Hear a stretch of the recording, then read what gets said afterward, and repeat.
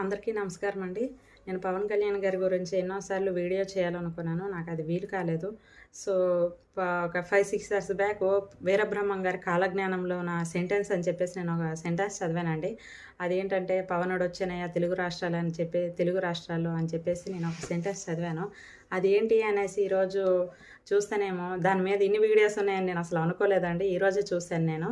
So, Pawan Kalyan guarantee ఒక మంచి వ్యక్తి, గొప్ప మనిషి, నిజాయితీపరుడు. తన సొంత డబ్బులతో రైతులకు, వారి కుటుంబాలకు ఆదుకున్నారు. కిడ్నీ బాధితులకు అండగా ఉన్నారు. ఎక్కడ కష్టం వచ్చినా తన ముందుండి సాయం చేశారు. ఇలాంటి నిజాయితీపరుడికి మనం ఓట్లు వేసి గెలిపిద్దాం.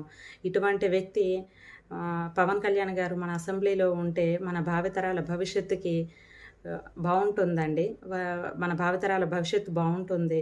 కాబట్టి జనసేనకి గ్లాస్ గుర్తుకు ఓటు వేద్దాం. జనసేనని గెలిపిద్దాం. జై హింద్.